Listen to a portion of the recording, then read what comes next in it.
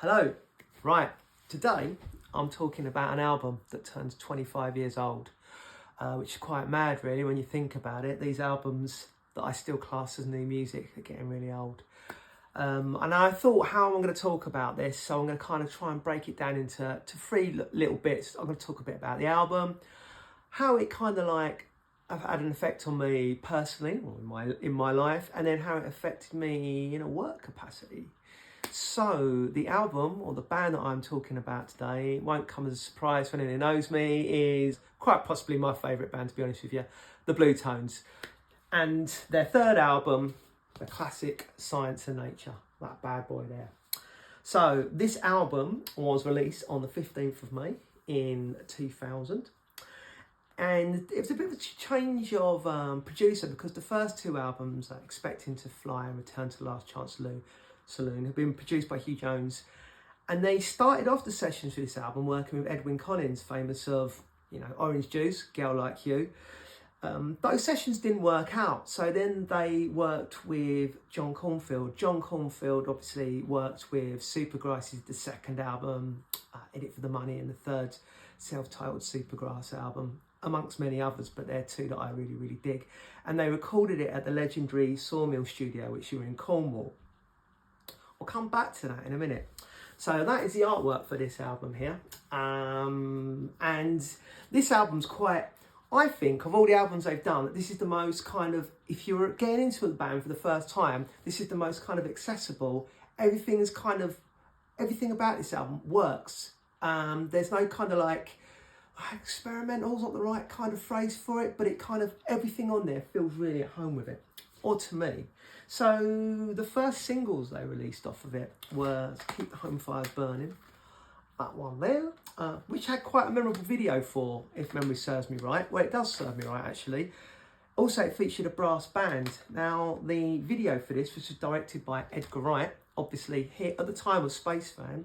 Now, Mr. Hollywood director, he did Baby Driver, and he obviously did Scott Pilgrim vs. the World, which also featured the Bluetones on the soundtrack. Nice little connection there. The second single that they released from this album was Autophilia, or How I Learned to Stop Worrying and Love My Car. Personal favourite this. They don't play it live very much these days, but I really dig this. Lovely song. And then the third single from it, or the EP should I say, was the Mudslide EP. That one there. And the video to this, people used to like make an effort with videos and what have you, featured the guys from Little Britain in it. So like I say, the album as a whole is, wow, it's just great. The opening track on it, Zorro, opens up with like kind of like, there's like a kind of like, it starts off, it builds and it's like an organ kicks in. There's like horns on it, just really, really cool, but kind of different to what the Tones have done up to this stage. And then there's a song on it called The Glass of the Great Navigators. Now, the reason I sort of come back to this song apparently was inspired by when they were working at the Sawmill studio. Apparently, at a certain time of the day, you could only go out to the studio via boat. And the going and to and fro-in apparently inspired Mark Morris to write the lyrics to this song, which he said at a gig when they toured this album. I can't remember when it was. I've got a feeling it might have been 2019. Saw them a couple of times at those in Manchester, and the K's supported them, and they're quite big now. But no, I really a great song. He's got Tiger Lily on there about someone phoning up someone in the early hours of the morning. Mudslide, which is a bit different. It's kind of got, it's got a funky bass line on it.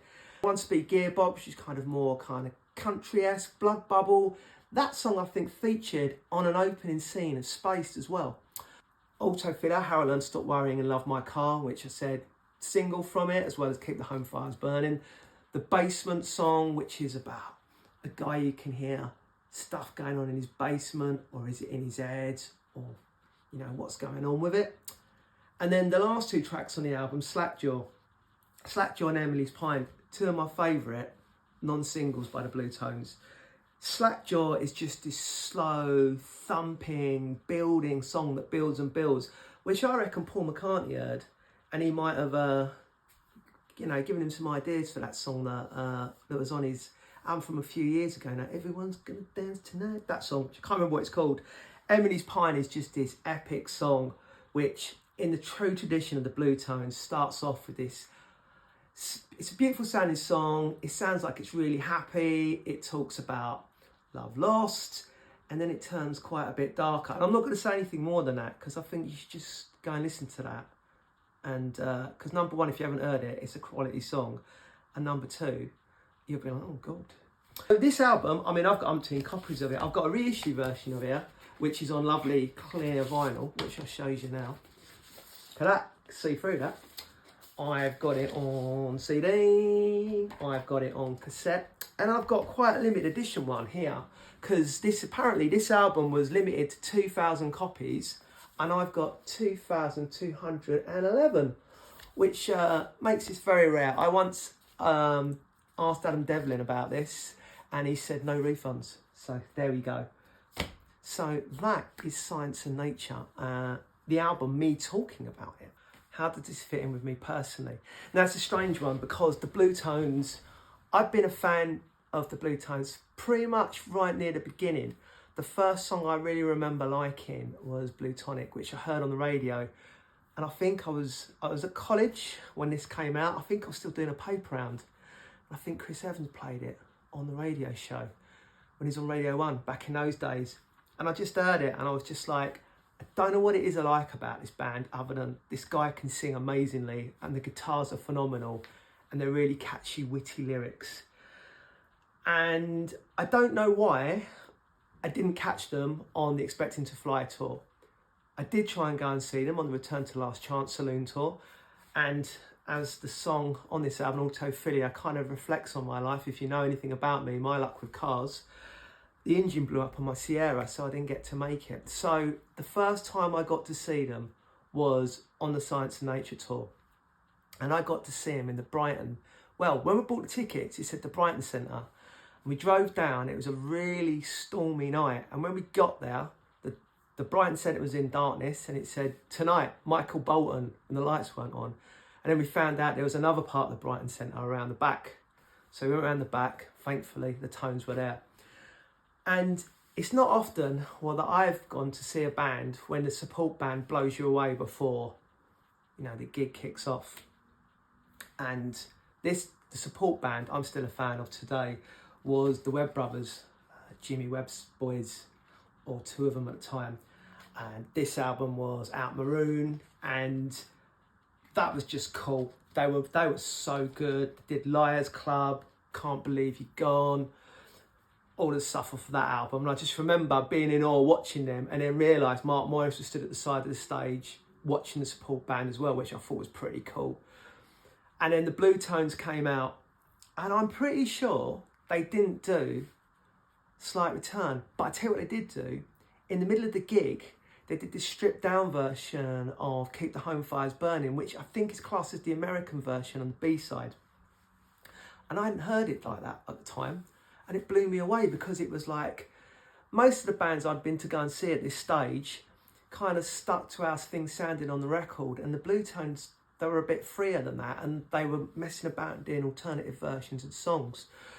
And it really, really struck a chord with me. I mean, so much so that if the stars align, I'm going to hit like 70 Bluetones gigs this year.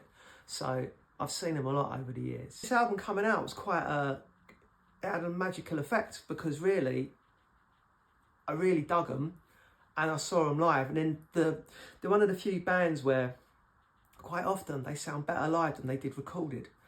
So thirdly, the third point I come to, as you may or may not know, I work in a record shop and I have done for 25 years, 26 years this year. So imagine how I felt when my favourite band are releasing a new music and I'm working in a shop, and you kind of have this experience of like you're handling something that you absolutely love and you're getting to interact with people and talk about it and what have you.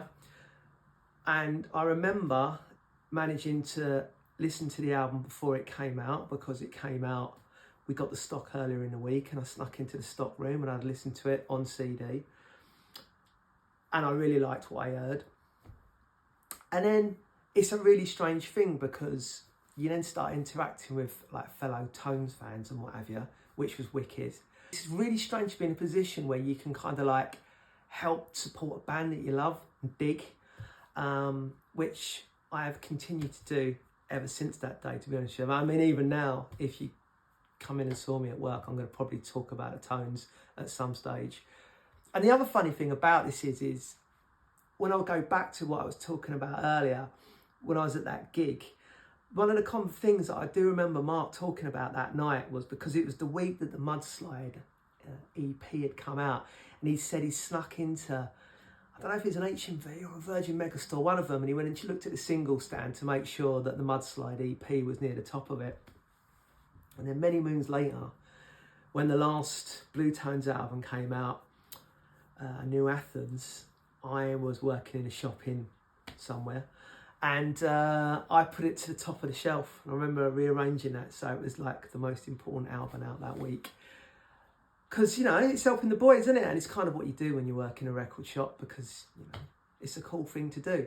So, in short, I mean, I can't believe this album's 25 years old. It's a great album, and they've gone from strength to strength. And it's mad to be sitting here going, this album's 25 years old this year, and there's also a new Bluetones album coming out this year. We've had 2 new EPs, and we've got a new one to come. So I'll probably be moving it around at work and putting it up to the top of the shelf again, because that's what I do, innit? But thank you very much for listening to me whittling on about the Bluetones and how bloody brilliant they are, because they are. Cheers, guys.